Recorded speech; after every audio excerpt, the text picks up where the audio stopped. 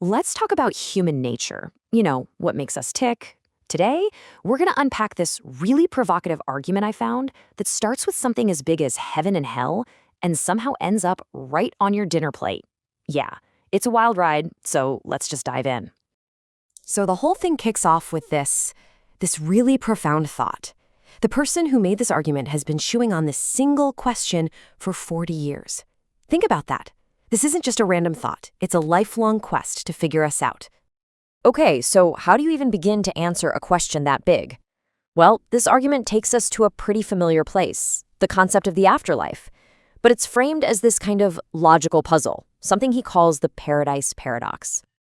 We all know the gist, right? You live your life, you do good things, you do bad things, and then you end up in one of two places. It seems straightforward, but the creator of this argument says there's a huge, devastating contradiction hiding in plain sight. Here's how the logic breaks down. Step 1, the good people go to heaven. Okay, makes sense.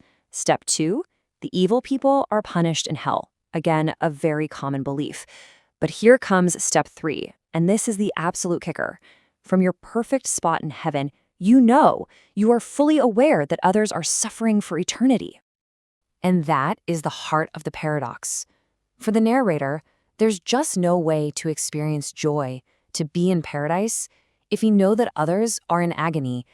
That empathy, that knowledge, would completely poison the experience. It would turn his heaven into his own personal hell. Wow, that's a powerful and really uncomfortable idea. So you might be thinking this is all just about religion or the afterlife, but it's not. For the creator, this paradox is actually a key that unlocks what he calls a horrific realization about what it means to be human right here and now. So follow the logic here. If the only way you could actually enjoy heaven is by not caring about the people suffering in hell, well, what does that imply about us? The narrator takes this abstract idea and applies it directly to our everyday reality. And there it is, the central thesis of this whole argument. It is shocking. The narrator is proposing that for us to be happy, for us to even function in a world that's so full of pain, we must, on some deep level, actually enjoy the suffering of others. The argument doesn't stop there, though. It asks, are we just stupid or blind to this part of ourselves? Is it subconscious? Or is it something we're actively choosing? Is this just ignorance? Or, as the source puts it, is it pure evil by nature? That's a really tough question. Okay, so that is a massive, massive claim to make about all of humanity. But the argument doesn't just leave it hanging there as a philosophical thought. The narrator then tries to prove his point, using what he says is evidence that's been hiding in plain sight all along. And this is where it becomes a direct challenge to us, the audience. He's not just presenting ideas anymore. He's laying down a gauntlet. And he ups the ante by saying, this isn't just something we do, it's something we are actively teaching our kids to do too. So where's the so-called proof? Well, the argument points right here. To places like zoos, circuses, and marine parks, places we take our families for a fun day out. The idea is that these are institutions built on animal captivity, which is then packaged as entertainment. The thesis is that when we applaud a performing animal, we're really celebrating its powerlessness. Now, after looking at these big public spectacles, the argument suddenly pivots. It zooms in from a place you might visit once in a while to something you probably do multiple times a day. It's about to get a lot more personal. And this is it. This is where the argument really tries to land its final, most direct punch. It moves away from society as a whole and walks right into your kitchen, right onto your plate. The narrator just asks this simple, quiet question, and it's so clever because it completely shifts the focus. It's no longer about judging society or other people. It's about looking at ourselves in one of our most basic daily actions. And then, this is the final, biting line. Delicious, wasn't it? That single phrase is designed to connect the pleasure we get from food directly to the suffering and death of the animal it came from. For the narrator, this is the ultimate, most personal proof of his entire thesis. So, in the end, this whole argument forces us to wrestle with a deeply uncomfortable idea about where our pleasure comes from. It's not really asking for agreement. It's designed to make you think, to make you question. So, what does it make you think? Welcome, deep divers, to another exploration. We're getting into some really thought-provoking stuff today. They really are. We're tackling one of those big questions, why are humans? Well, why are we the way we are? It's fundamental, isn't it? Yeah. And our guide for this is a pretty compelling YouTube source. It's called Vegan by Raven Van. And I have to say, this one, it sticks with you.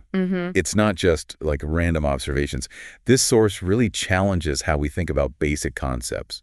Good, evil, even paradise itself gets a whole new look. It definitely does. It's a perspective that maybe feels a bit uncomfortable at first. For sure. But it's also incredibly insightful. It kind of pushes us to question what we think we know about ourselves, our place in the world. Right. And it's not just high-level philosophy. The author, Raven Van, connects these huge ideas right back to, well, our everyday lives, our actions. So it's a chance for some real reflection, maybe on things we take for granted. Exactly. Beliefs many of us just hold.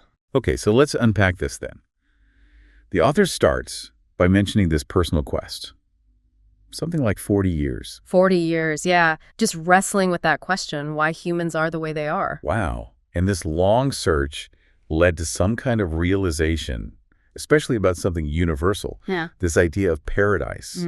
That promise, right. The ultimate reward. And people, the source says, would do anything to go there. It drives people to extremes. The source is pretty blunt about it. People torture and kill, wage wars, or even kill themselves just to go to paradise. That's quite stark when you put it like that. Shows how powerful that desire is. Absolutely. But then this is where it gets really interesting. Raven Van takes this common belief in paradise and flips it, describes it as a horrific realization. Okay. Horrific. How so? Well, the logic is it's quite powerful. Think about it. Good people go to heaven, evil people go to hell. Right. Standard idea. Okay. Yeah. But the source argues, and maybe many would agree, that there are a lot more evil people than good. Right. Okay, I see where this might be going. Exactly. So if you're one of the good ones in heaven, but you know that thousands and thousands of people are suffering for an eternity in hell. Raven Van argues that kind of heaven, it becomes nothing but hell for you, the observer. Because how could you be blissful knowing that? Wow. Okay, that's a heavy thought. It completely reframes paradise. It really does. It questions whether true bliss can even exist alongside infinite suffering, especially if you're aware of it. So it connects our own happiness, even in some ideal state, directly to the suffering of others, even if we didn't cause it. Precisely. It suggests that empathy, which we usually see as a good thing, might actually make paradise impossible in that traditional sense. If you truly feel for others, knowing about eternal torment would make your own joy feel wrong or impossible. So it's not just about earning your spot, it's about the burden of knowing, the burden of empathy itself. It forces a different kind of ethical consideration. Does divine justice account for this empathetic burden? And it challenges that whole idea of personal salvation being totally separate from everyone else. Right. It suggests a more interconnected reality, even in the afterlife. Could a truly good being find peace knowing about endless suffering? It makes you wonder if our moral sense just switches off. Which seems unlikely if you're supposed to be good. Exactly. So it pushes towards questioning that whole framework of individual reward and punishment when framed against infinite stakes. Okay, so from that really intense rethinking of paradise, the author Raven Van shifts focus a bit to something even more direct. Yes, a very provocative claim. They state that humans enjoy other beings' suffering. Just flat out. It's a stark statement, and it's not just thrown out there casually. They suggest reasons, because maybe we don't know we do it. Maybe we're stupid or blind. Or even pure evil by nature. That's pretty strong. It is. And then they bring in that line about being created in the image of God and basically ask, well, if we enjoy suffering, what does that say about the image we're created in? It's a really challenging juxtaposition. It forces you to confront that phrase in a whole new light, doesn't it? It really does. And this isn't just about today either. The author looks back through history. Right. They say something like, take a look at the world, not just today or yesterday. Go back as far as history shows. Nothing has changed, sadly. Tomorrow will be no different. That part is quite bleak. So this view that history just repeats itself in terms of, well, cruelty or indifference, it kind of bolsters their argument about human nature. Precisely. If you look back, ancient times, Middle Ages, modern era, You see these recurring patterns of conflict, exploitation, indifference to suffering. It makes it harder to argue it's just a temporary phase we'll grow out of. It lends weight to the idea that maybe this tendency, this capacity for enjoying or ignoring suffering, is more deeply ingrained than we like to admit. It challenges our whole narrative of moral progress sometimes. Okay, and here's where, for me, it got really concrete. Because they don't just leave it as philosophy, they offer proof. Yeah, examples from everyday life, things we might not even think twice about. Exactly. They ask, have you been or taken your children to a zoo circus or Marineland lately? Right. Places most people think of as, family fun, educational even. Totally normal activities. But the author challenges that completely. Their reasoning is quite pointed. Taking kids there, they argue, implicitly teaches something. What's the lesson, according to them? That it's okay or even enjoyable to see beings confined, displayed, performing for us. It normalizes that power dynamic. So we're teaching complacency or even pleasure in the face of another being's lack of freedom. That's the implication, that our entertainment or curiosity takes precedence over their natural state. We're showing by example that their lives are secondary. It forces you to look past the kid's excitement, the spectacle. And consider the underlying message about how we relate to other species. It questions the innocence of it all. What values are we actually passing on? That's a challenging perspective on a day out at the zoo. It is, and then they bring it even closer to home. The second example. Food. Ah, right. The plate. They say, when was the last time that you took a good look at your plate? Delicious, wasn't it? Simple question. Deceptively simple.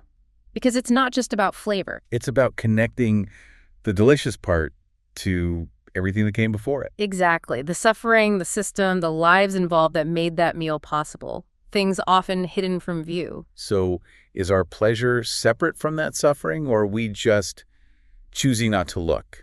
Willful ignorance. That's the core of the challenge. To look beyond the immediate satisfaction on the plate and consider the whole ethical picture. Are we acknowledging the cost? The cost paid by other beings for our enjoyment. Right. It's a call to connect our daily choices, even something as basic as eating, to these larger questions about suffering and our role in it. It suggests our enjoyment might be built on things we'd rather not think about. So, wrapping your head around all this, Yeah. What does it mean for us, for you, listening? Well, it's definitely a deep dive, isn't it? Yeah. This perspective from Raven Van, it really pushes you to reflect on some core ideas. Human nature, what we strive for, like paradise. And the hidden sides of very ordinary choices. It's about looking at uncomfortable truths, maybe about our own part in things. It's not easy stuff. No, but maybe essential.